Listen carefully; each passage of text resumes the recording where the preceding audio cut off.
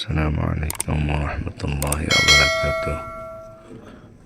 প্রিয় ভাই ও বোনেরা, সম্মানিত ভিউয়ার্স, এটা হলো তায়েফ থেকে মক্কায় ফেরার পথে যে একটা মিকাত আছে, বড় একটি মিকাত,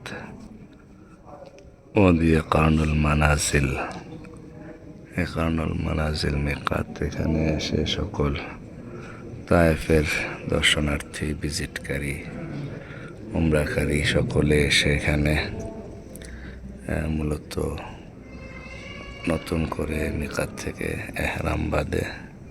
দেখতে পাচ্ছেন সকল ম্যাক্সিমামই এহরাম বাঁধা অবস্থায় আছে। এহরাম বেঁধে এখান থেকে গিয়ে আবার নতুন করে উমরা করে কমপ্লিট নতুন একটি উমরা তারা পায়। আমরা এসে তায়েফ থেকে ঘুরে এসে এখানে জোহরের নামাজ আদায় করলাম। আমরা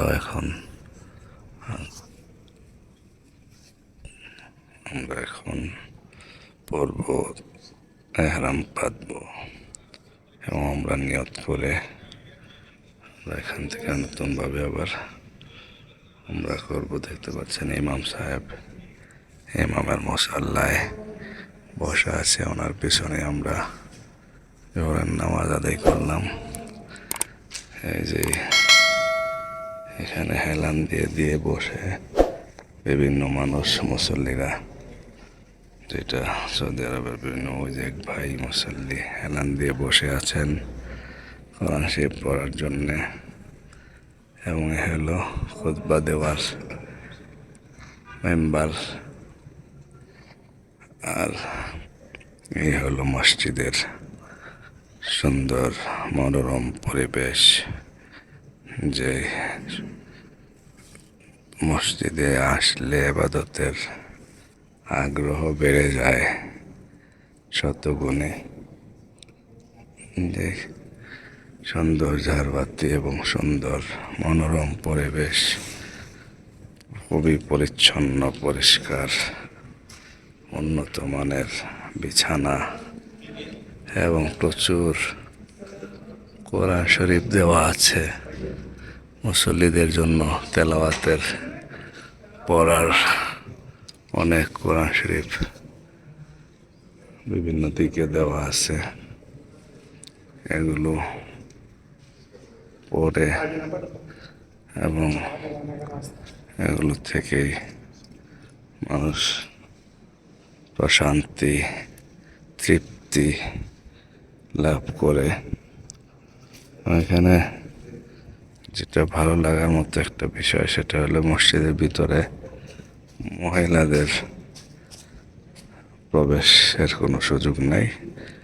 পুরুষদের সাথে একত্র সম্পূর্ণ সেপারেট, আলাদাভাবে মহিলাদের নামাজের ব্যবস্থা করা আছে। ওই যে গ্লাস দেওয়া, এর ভিতরে হলো মহিলাদের জন্য সম্পূর্ণ সেপারেট নামাজের ব্যবস্থা। এটা খুব ভালো লেগেছে, বা আমাদের বাংলাদেশের সাথে এটা সঙ্গতিপূর্ণ, সামঞ্জস্যশীল। বাকি হারামে তো মহিলাদের এত আধিক্যের কারণে আসলে উমরা করা, তওয়াফ করা, বাইতুল্লাহকে ধরা, এসবই অনেক কষ্টসাধ্য ব্যাপার হয়ে গিয়েছে, শুধু মাত্র এত প্রচুর পরিমাণের মহিলা থাকার কারণে। এজন্য এখানে আমরা আসলাম। এখানে বিভিন্ন ভাষায় সারা দুনিয়া থেকে আগত বিভিন্ন রাষ্ট্রের, বিভিন্ন দেশের, বিভিন্ন ভাষাভাষী মানুষদের জন্য বিভিন্ন নির্দেশনা দেওয়ার এই একটি বিলবোর্ড ছোট্ট রয়েছে। এখানে উমরা করার বিভিন্ন বিধিবিধান, বিভিন্ন নিয়ম, এগুলো লেখা আসতেছে, বিভিন্ন গাইড, সাজেশন, এবং এই ডেস্কের থেকে এই ব্যাপারে আরও পরামর্শ এবং সাজেশন দেওয়া হয়ে থাকে, যেমন উমরাকারীদের বিভিন্ন হেল্প এবং সাপোর্টিং এর জন্যে।